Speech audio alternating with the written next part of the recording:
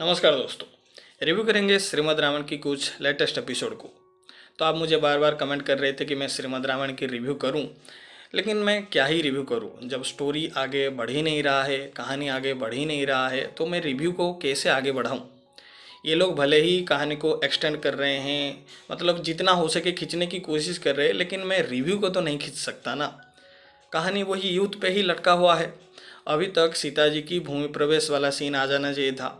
अभी तक जो युद्ध है वो कंप्लीट हो जाना चाहिए था, लेकिन वो कंप्लीट हुआ ही नहीं है। सीता जी की भूमि प्रवेश होगा कि नहीं वो भी अभी तक हमें पता नहीं चला है। आनंद रामायण में एक स्टोरी है जहाँ पे सीता जी भूमि प्रवेश करते हैं, लेकिन फिर श्री राम बहुत ज़्यादा गुस्सा कर जाते हैं, तो फिर धरती माता सीता जी को वापस कर देते हैं। तो इस तरीके से फिर से राम सीता एक साथ हो गए थे। तो वहाँ पे एक हैप्पी एंडिंग हुआ था।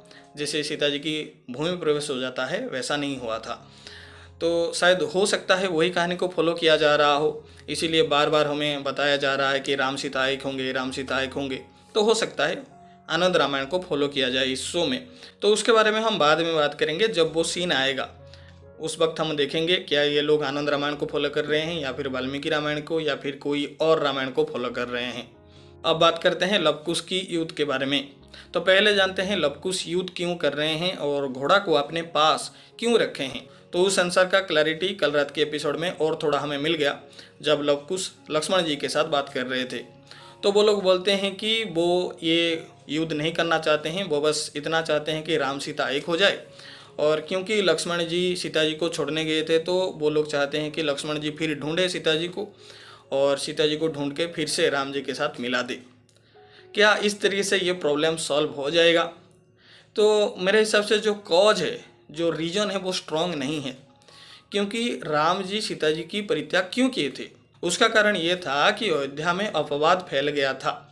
और इस शो की बात करें तो वो अपवाद कौन फैलाया था? सहस्त्रमुख रावण फैलाया था। तो उसका समाधान सहस्त्रमुख रावण को मारना पहले होगा। उसके बाद सेकंड सोल्यूशन ये होगा कि जो अपवाद फैला है उसको रेक्टिफाई किया जाए, उसको करेक्ट किया जाए, और सबकी मन में जो झूठ भर गया है, जो मिथ्या भर गया है, उसको निकाला जाए। फिर ये प्रॉब्लम का समाधान हो जाएगा और सीता जी वापस आ जाएंगे। तो पहले तो ये जो प्रॉब्लम है उसको सॉल्व नहीं किया जा रहा है। लव कुश एक अलग ही जिद में अटक गए हैं कि आप सीता जी को ढूंढो, फिर से राम जी के साथ मिला दो और हम दोनों क्वेश्चन करेंगे।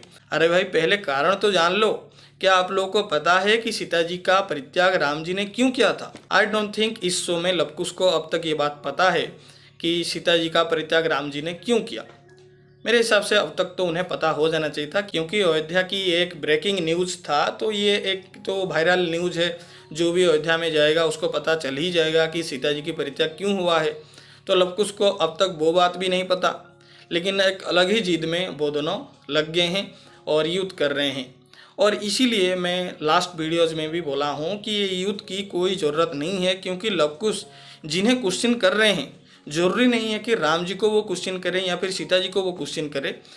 जो दूसरे लोग हैं जिनको वो क्वेश्चन कर रहे हैं, लक्ष्मण जी हो गए, हनुमान जी हो गए, या फिर शत्रुघ्न जी भी हो गए, या फिर आगे जो भरत जी आएंगे वो हो गए, वो लोग भी मैच्योर एनफ है, उनको समझा सकते हैं कि ये क्यों हुआ, ये सब का कारण क्या है, वो समझा सकते हैं। लेकिन कोई समझाने की कोशिश ही नहीं कर रहा है। तो हमारा बस यही कहना है कि अगर आप कोई प्रॉब्लम सॉल्व करना चाहते हो तो उसकी पीछे का कारण को समझो, उस कारण को आप सॉल्व कर दो तो प्रॉब्लम ऑटोमेटिक सॉल्व हो जाएगा।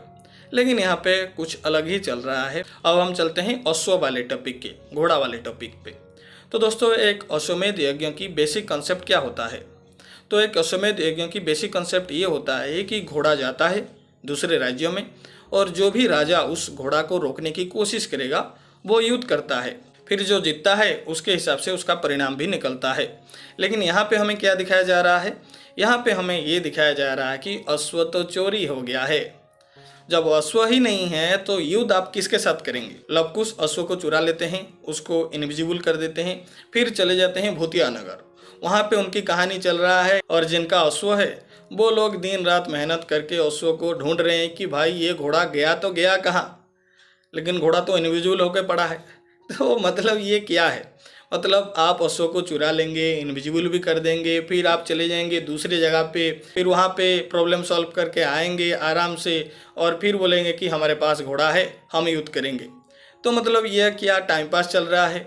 अगर आप घोड़ा रोकते हैं, अगर आप घोड़ा को रोकते हैं तो आपको युद्ध करना होगा, सिंपल सी बात है, नहीं तो आप घोड़ा को छोड़ दो। तो ये बात है ना। लेकिन यहाँ पे घोड़ा को रोका गया, फिर इसको इनविजिबल कर दिया गया, फिर कहानी कोई भूतिया नगर पे चला गया और यहाँ पे लक्ष्मण जी उसको ढूंढ रहे हैं दिन रात मेहनत कर करके। और शत्रुघ्न जी को छुपाने की क्या ज़रूरत था, मतलब शत्रुघ्न जी को छुपाने की तो कोई ज़रूरत था नहीं। तो कहने का मतलब ये है, शो में बहुत ज़्यादा ब्लंडर्स, बहुत ज़्यादा मिस्टेक हो रहा है। राइटर्स अपनी कलाकारी को दिखा रहे हैं कि वो कितना नया स्टोरी लिख सकते हैं, बहुत ज़्यादा क्रिएटिव लिबर्टी लिया जा रहा है। और मैं कितना ही मिस्टेक गिनवाऊँ या फिर कितना ही क्रिटिसिज्म करूँ, मतलब नेगेटिव पार्ट्स अभी इतना है कि मैं पॉजिटिव्स को हाईलाइट करना अपने रिव्यू में भूल जा रहा हूँ। तो अगर मैं क्रिटिसिज्म लेवल को इससे ज़्यादा बढ़ाऊंगा तो कुछ लोग फिर आ जाएंगे, और वैसे भी आ जाते हैं। जहाँ पे मैं नॉर्मली, जस्ट नॉर्मली क्रिटिसिज्म भी करता हूँ, मतलब बहुत ही हल्के हुए में, वहाँ पे भी कमेंट करके कुछ लोग चले जाते हैं और वीडियो को बिना देखे कमेंट कर देते हैं। बहुत सारे लोग ऐसे आते हैं, मैक्सिमम जो कमेंट आता है नेगेटिव्स कमेंट, वो लोग वीडियो को पूरा देखते ही नहीं हैं। तो मैं उनको कहना चाहूँगा, आप लोग प्लीज़ पहले वीडियो को तो देख लो यार। आप कुछ भी कमेंट कर देते हो, ये चीज़ आपको पसंद आ गया, वो चीज़ आपको पसंद आ गया, ये चीज़ आपको देखने को नहीं मिला क्या, आप कुछ भी रिव्यू दे देते हो, ऐसे कमेंट आप कर देते हो। पहले वीडियो को आप देख तो लो, शायद रिव्यू में वो चीज़ होगा जो आप ढूंढ रहे हैं, लेकिन पहले आपको रिव्यू को तो देखना होगा यार। मैं कुछ चीज़ों को तारीफ कर रहा हूँ कि नहीं, आप वीडियो को पहले देख तो लीजिए। आप वीडियो को देखते ही नहीं हो और कुछ भी कमेंट करके, मतलब पहले से ही जजमेंटल होकर आप कमेंट करके चले जाते हो।